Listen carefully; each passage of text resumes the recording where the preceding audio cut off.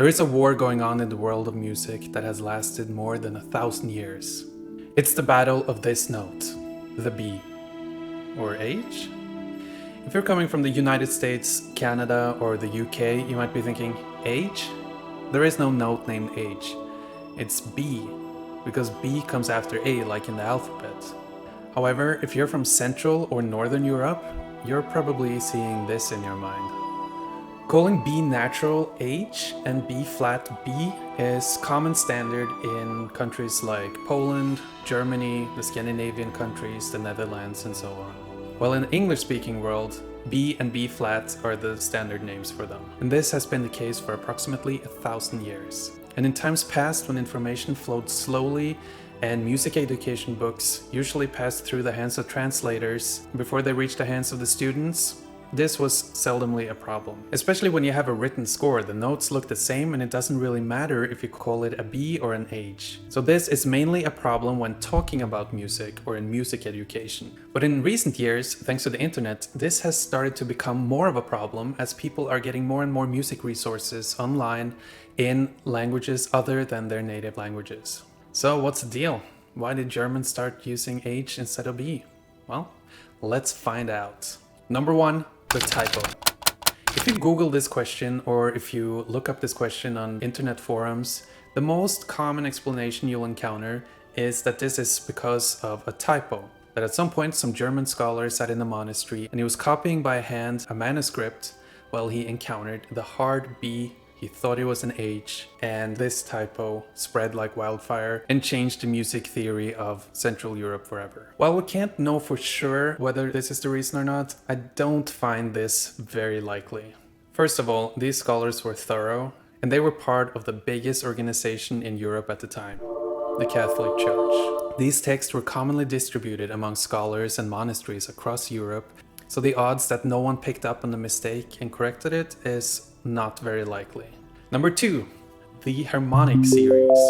One theory is that associating B and B flat with two separate letters has to do with a minor 7 occurring naturally in the Harmonic Series. Since the Harmonic Series contain a major triad with a minor 7th, it is possible that medieval musicians considered the minor 7 as a natural note and the major 7 as a new interval, or a construct that related to the root note instead of the natural order of the notes, and therefore needed to be treated differently. And as a hard B symbol kind of looks like an H was the next unassigned letter for the note names, they gave this note its own designation. And this is also theorized by Arnold Schoenberg in his book The Theory of Harmonization. This option is certainly a possibility, especially for certain instrument groups like brass that at the time were either sliding instruments like trombones or just long tubes without any valves that could only use the natural harmonic series. For someone playing a medieval trumpet, it would practically be impossible to play the major 7th from the root note.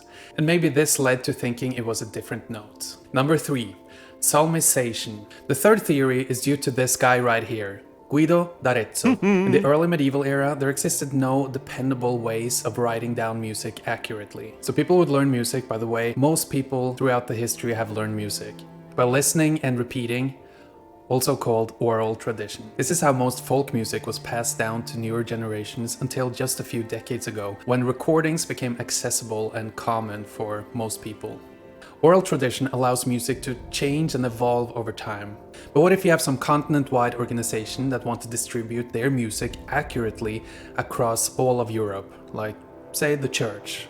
In this case, oral tradition is extremely impractical because it would require the church to send a representative to every part of Europe to accurately teach this music to the local musicians of the time. So Guido d'Arezzo invented a system based off of 3 hexachords, which are scales with 6 notes each. These were symmetrical, consisting of 2 whole steps, 1 half step, and another 2 whole steps. The 3 hexachords consisted of one going from C to A, F to D, and G to E, but with no fixed pitch. Each step would have a unique name depending on its place in the scale, like this: Ut, Re, Mi, Fa, Sol, La. Ut later changed to Do, and this is the basis of the solmisation system that are used today in Latin countries. The system works by using the root scale of C to A as your basis.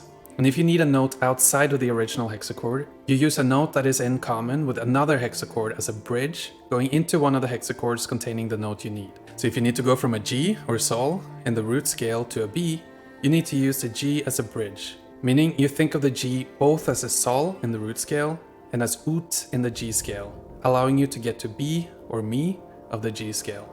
This allowed singers to sing any written melody, even if they'd never heard the melody before, and was a huge game changer of the time. This system was a diatonic one, and there was no way of using chromaticism. But you may notice that there's one note that comes in two chromatic variations, namely the B natural and the B flat. Since the three hexachords are symmetrical, we need the distance between the third and the fourth note to be a half step. This gives us a B flat in the F scale and a B natural in the G scale. And these were called B molle, or soft B, and B durum, or hard B. And they were notated by this soft B, which may look familiar because this is where our flat symbol comes from, and this hard Gothic B that later evolved into the natural sign. Operating with both a flat and natural B immediately gives us a medieval feel. Just listen.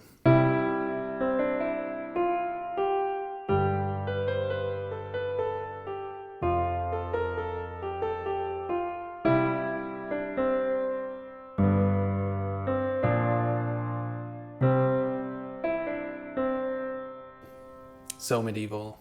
Another perk of having both the natural and the flat B is that it was easier to avoid the tritone interval, which was problematic in the medieval ages. It was difficult to sing, and it was also considered unpleasant. And since harmonies often used the open fifths, you eliminated the problem of having a tritone between F and B, and between B flat and E. Time for some medieval lo-fi.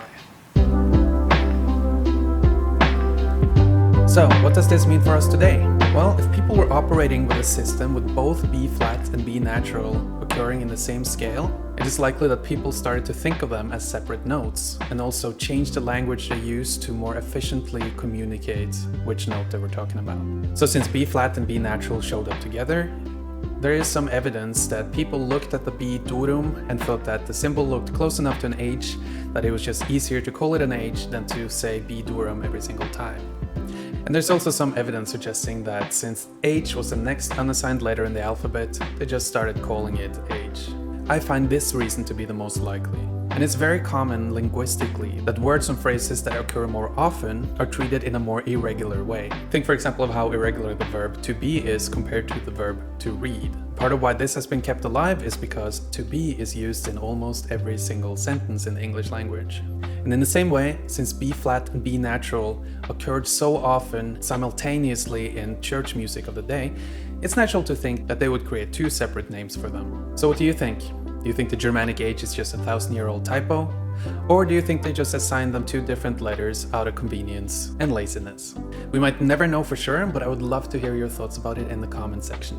So thank you for watching, I'll see you in the next video, and in the meantime you can check out this video right here where I'm talking about 5 bad habits that are probably destroying your music.